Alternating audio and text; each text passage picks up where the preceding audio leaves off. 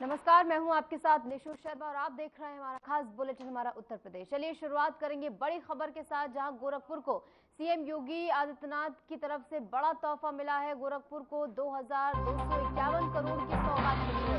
कई परियोजनाओं का लोकार्पण और शिलान्यास यहां पर हुआ है। 3 औद्योगिक इकाइयों का लोकार्पण हुआ है। आवासीय योजना का आवंटन पत्र भी वितरित हुआ है और उत्तर प्रदेश के मुख्यमंत्री योगी आदित्यनाथ ने गोरखपुर के गीडा यानी कि गोरखपुर औद्योगिक विकास प्राधिकरण क्षेत्र में 2251 करोड़ रुपए की विभिन्न विकास परियोजनाओं का शिलान्यास कर बड़ी सौगात दी है। और इन परियोजनाओं में औद्योगिक इकाइयों की स्थापना, सड़क निर्माण, जलापूर्ति और आधारभूत ढांचे के अन्य कार्य शामिल है।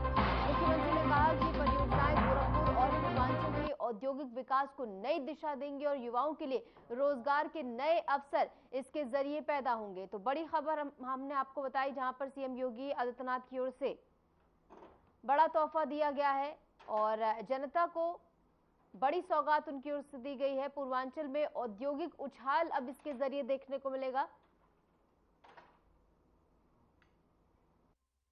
और ये लाइव तस्वीरें भी आपकी टेलीविजन, जहां पर सीएम योगी आदित्यनाथ पहुंचे हैं और उनके साथ साथ गोरखपुर से सांसद रवि किशन भी आपको नजर आ रहे हैं और तमाम अन्य अधिकारी भी उनके साथ मौजूद, जैसे कि आप तस्वीरों में देख सकते हैं। और गोरखपुर को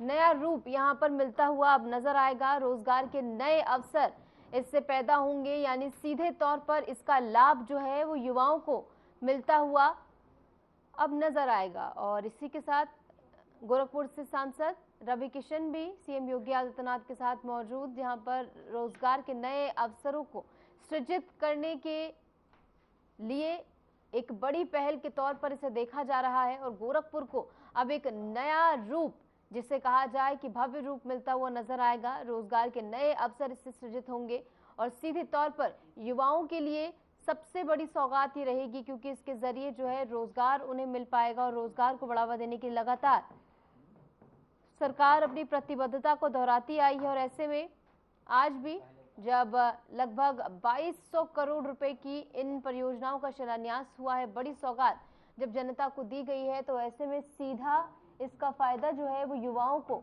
मिलता हुआ नजर आएगा। रोजगार के नए अवसर इससे सृजित होंगे और इन नए अवसरों का लाभ जो है आज की पीढ़ी यानी युवा पीढ़ी उठा पाएगी।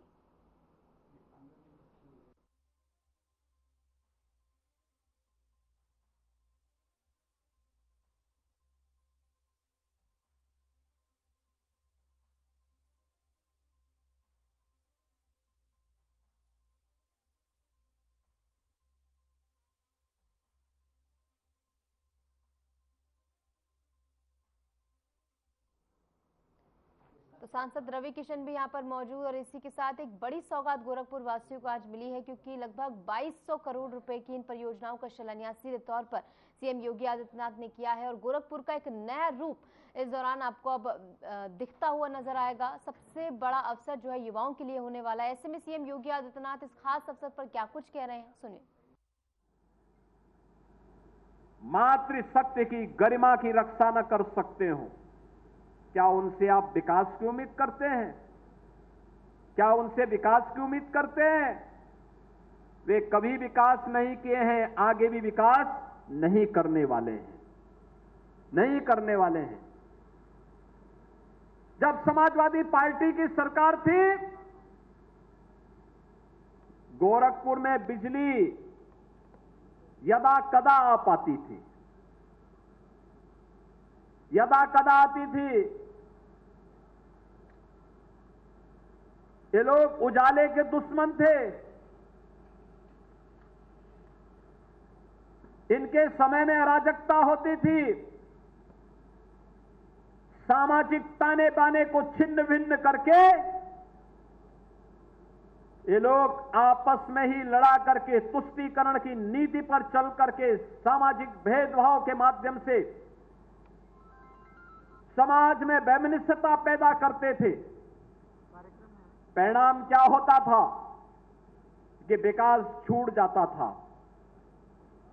बेरोजगार नौजवान प्लान करने के लिए मजबूर होता था।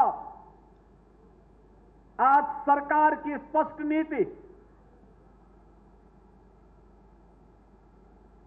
साफ नियत और सुरक्षा के प्रति प्रतिबद्धता का परिणाम है देश और दुनिया का सबसे अच्छा निवेश आज उत्तर प्रदेश के अंदर आ रहा है। उत्तर प्रदेश के अंदर और उत्तर प्रदेश के अंदर निवेश अनुकूल माहौल बनने का परिणाम है कि 60 लाख से अधिक नौजवानों को हमने निजी क्षेत्र में आए हुए निवेश के माध्यम से रोजगार और नौकरी के साथ जोड़ने में सफलता प्राप्त की है। बहनों और भाइयों, अभी हाल ही में आपने देखा होगा उत्तर प्रदेश ने 60,200 से अधिक पुलिस कार्मिकों की नियुक्ति की। और पुलिस के आरक्षी पुलिस में भर्ती होने के बाद उनकी ट्रेनिंग का कार्यक्रम चल रहा है। गोरखपुर जनपद से भी काफी बड़ी संख्या में नौजवानों की भर्ती हुई। आपके गांव में भी, आपके क्षेत्र में भी बहुत सारे नौजवान उत्तर प्रदेश पुलिस भर्ती के बाद ट्रेनिंग प्राप्त कर रहे होंगे। आप लोग उनके परिवार के लोगों को सम्मानित करिए कि आपका पुत्र उत्तर प्रदेश पुलिस का पार्ट बना है, वह सुरक्षा का माहौल देगा, इसके लिए उसके परिवार के साथ उसका संबल बांधे। आपने देखा होगा उसके बाद 2538 बाल विकास की मुख्य सेविकाओं की भर्ती का कार्यक्रम संपन्न हुआ। अभी हम लोग स्टाफ नर्स और शिक्षकों की भर्ती का भी एक प्रमाण पत्र, नियुक्ति पत्र प्रारंभ करने वाले हैं बड़े पैमाने पे।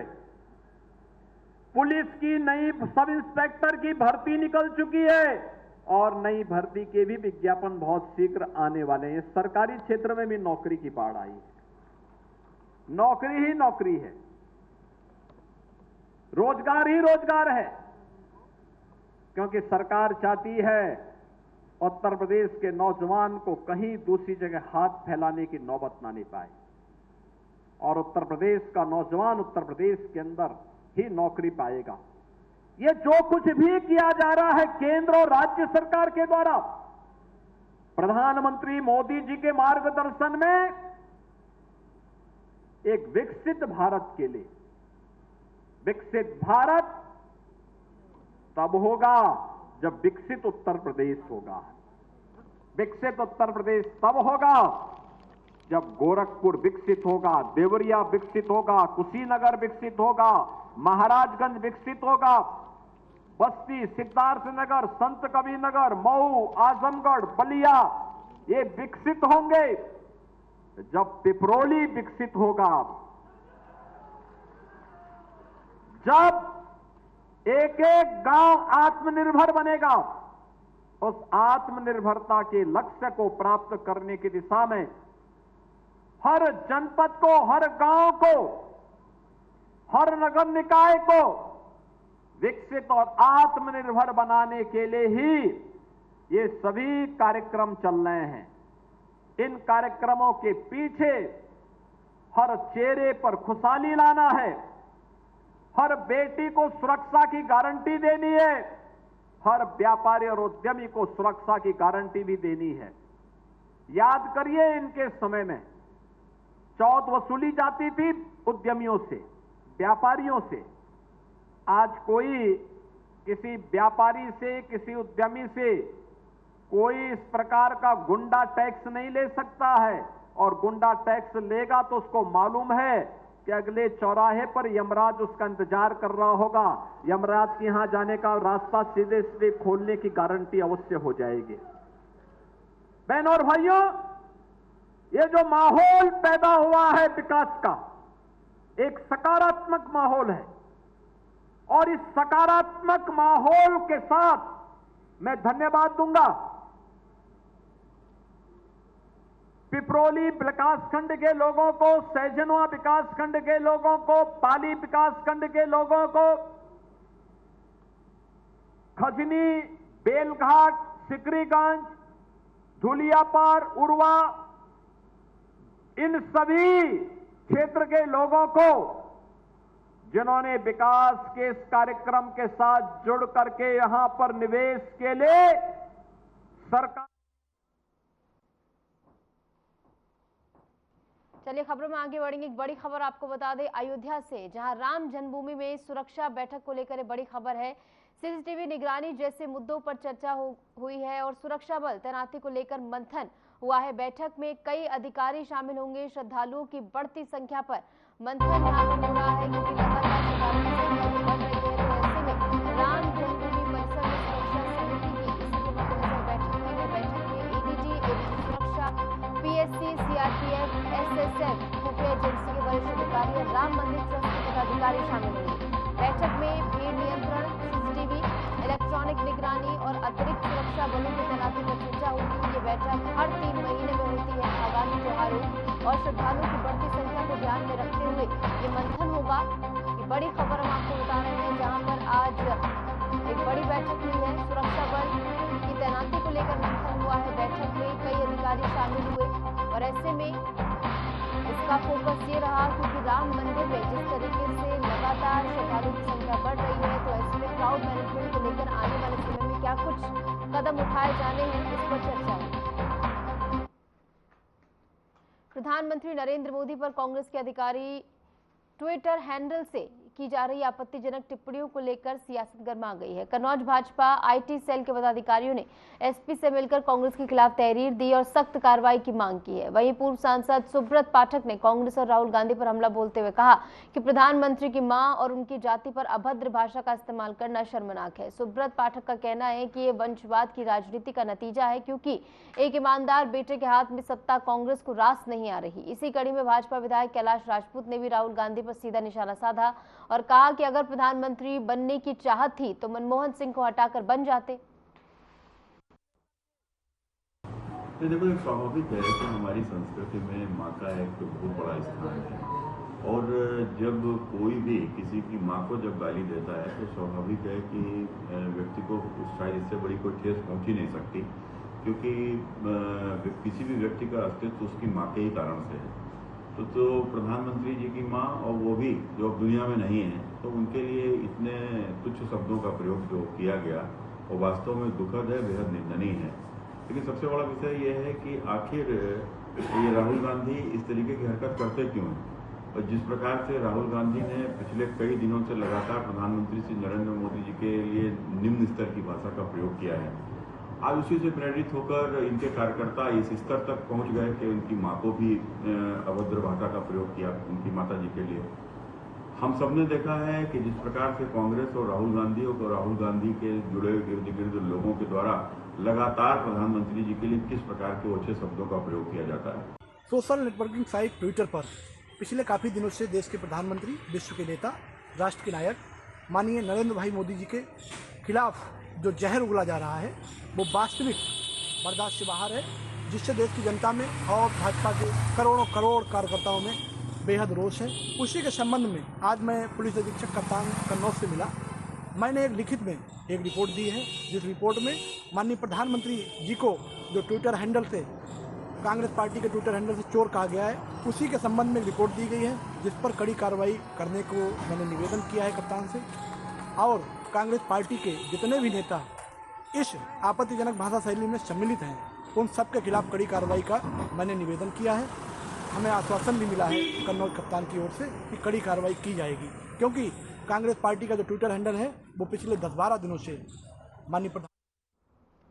बलिया की बांसडीह सीट से भाजपा विधायक केतकी सिंह और सपा के बीच टॉटी विवाद ने राजनीति का पारा चढ़ा दिया है। विधायक आवास पर प्रदर्शन के बाद सियासी सरगर्मी तेज हो गई। केतकी सिंह ने सपा कार्यकर्ता पर अभद्रता और गुंडागर्दी का गंभीर आरोप लगाया है। उनका कहना है कि प्रदर्शन के वक्त उनकी 15 साल की बेटी घर पर अकेली थी, जो डर से रोती हुई उन्हें फोन कर रही थी। विधायक ने साफ कहा कि वह डरने वाली नहीं है, खुद बेटी को स्कूल लेकर जाएंगी और देखेंगी कि सपा के गुंडे क्या करते हैं। केतकी सिंह ने खुद को बलिया की शेरनी बताते हुए 2 टूक कहा कि धमकियों से वह पीछे हटने वाली नहीं है। आज बड़ी ही शर्मनाक हरकत दोबारा समाजवादी पार्टी के लोगों ने की, कार्यकर्ताओं ने की, और ये दिखाया कि जो हम दावा करते आए हैं कि इन सफाइयों के इर्द गिर्द कोई भी महिला और बच्ची सुरक्षित नहीं है, ये आज सफाइयों ने साबित करके दिखाया है। अगर मैं आपको बताऊं कि मैं विधायक हूँ, मैं बांसडीह की विधायक हूँ, मैं बलिया में हूँ, ये पूरा जनपद जानता है, पूरा लखनऊ जानता है कि मैं बलिया में हूँ, तो आखिर आप मेरे सरकारी आवास पे किससे लड़ने गए थे? मेरी 15 साल की बच्ची से लड़ने गए थे। आपने ये पता कर लिया कि वो वहाँ नहीं है कीर्ति सिंह, तो चलो उसकी बच्ची को डराते हैं, ऐसे तो उसको हम डरा नहीं पा रहे। कल से जिस तरह वो मेरे खिलाफ अभद्र भाषा का प्रयोग इन लोग लगातार फेसबुक और इंटरनेट पे जिस तरह कर रहे हैं मेरे खिलाफ, उससे अगर मैं नहीं डरी तो मेरी बच्ची को इन लोग ढाल बना के डराना चाहते हैं कि एक माँ है तो माँ के लिए सबसे कमजोर भाई बात हो जाएगी कि उसकी बच्ची को हम लोग किसी तरह से घिराव कर दें, बच्ची को छेड़ दें, उसका मनोबल गिरा दें। मेरी बेटी आज स्कूल नहीं गई। आगे बढ़ेगी। मथुरा में यमुना नदी खतरे के निशान से ऊपर बह रही है। जलस्तर 166.21 मीटर तक पहुंच गया है और हालात 2023 की बाढ़ से भी ज्यादा भयावह होने की आशंका जताई जा रही है। बांधों से छोड़े गए पानी का असर अगले 2 दिनों में और गंभीर दिख सकता है। प्रशासन अलर्ट मोड पर है। जिलाधिकारी चंद्र प्रकाश ने आपात बैठक बुलाकर राहत कार्यों की समीक्षा की और प्रभावित लोगों को सुरक्षित स्थानों पर राहत शिविरों में शिफ्ट करने के निर्देश दिए गए हैं। जिले में 39 बाढ़ राहत शिविर बनाए गए हैं, जहां खाने पीने से लेकर स्वास्थ्य सेवाओं तक की सभी सुविधाएं उपलब्ध कराई जा रही हैं। वहीं यमुना खादर की कॉलोनियों में पानी भर गया है और विश्राम घाट तक यमुना का जल पहुंचने से श्रद्धालु आरती करने से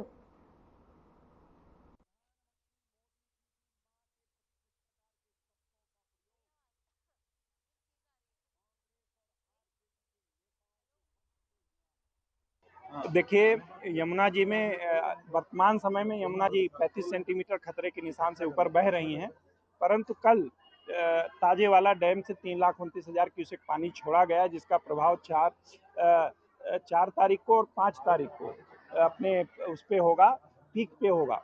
और 2023 में इतनी बाढ़ आई थी जितनी इस बार संभावना है।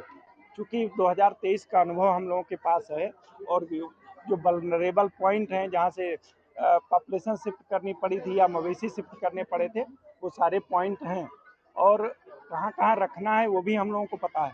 कल हम लोगों ने बैठक करके पूरी तैयारी कर ली है।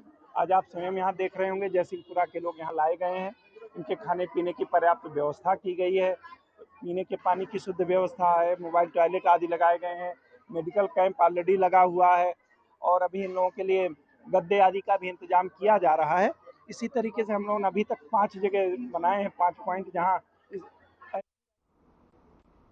आगे बढ़ेंगे। आगरा में यमुना नदी का जलस्तर लगातार बढ़ रहा है। शहर से लेकर देहात तक बाढ़ जैसे हालात बन गए हैं। सैकड़ों बीघा जमीन पानी में डूब चुकी है, जिससे किसान भारी नुकसान की कगार पर पहुंच गए हैं।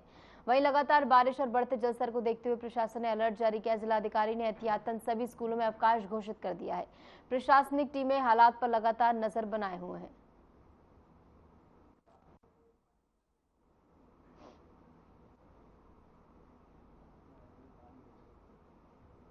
खबर अलीगढ़ से है, जहां 3 दिनों से लगातार हो रही बारिश की वजह से शहर जलमग्न हो गया है। खासकर पौष इलाकों में जलभराव की समस्या सबसे ज्यादा देखी जा रही है। शहर के लोग नगर निगम पर नाकामी का आरोप लगा रहे हैं, जबकि निगम और मेयर बार बार जलभराव दूर करने का आश्वासन देते रहे हैं। बारिश होते ही समस्या फिर से उभर आती है। अब देखना होगा कि जनता को इस समस्या से कब राहत मिलती है।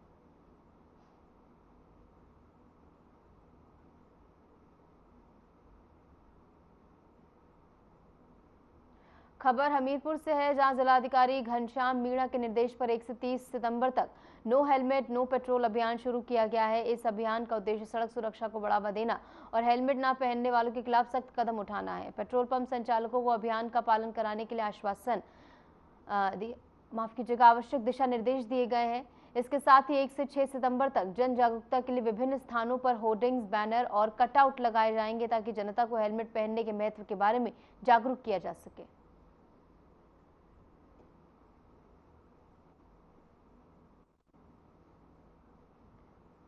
खबर सीतापुर से है, जहां सरकार ने 1 से 30 सितंबर तक नो हेलमेट नो फ्यूल अभियान शुरू किया है। अभियान के तहत बिना हेलमेट दोपहिया चालकों को पेट्रोल पंप पर ईंधन नहीं दिया जाएगा।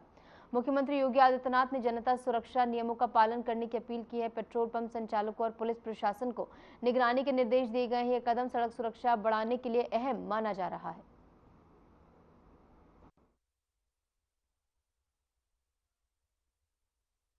उत्तर प्रदेश की योगी सरकार ने सड़क सुरक्षा को प्राथमिकता देते हुए नो हेलमेट नो फ्यूल अभियान की शुरुआत की है। यह अभियान 1 सितंबर से 30 सितंबर तक चलेगा। नियम के तहत बिना हेलमेट दोपहिया वाहन चालकों को पेट्रोल पंप पर ईंधन नहीं मिलेगा। सरकार का उद्देश्य है कि लोगों में हेलमेट पहनाने की आदत विकसित हो और सड़क हादसों की संख्या कम हो। इसी के क्रम में हमारे साथ दोपहिया वाहन चालक भी हैं, उन्हीं से पूछेंगे कि ये अभियान किस तक का जो नो हेलमेट नो फ्यूल का अभियान चलाया गया है, योगी सरकार द्वारा चलाया गया है, ये कहाँ तक का ठीक है?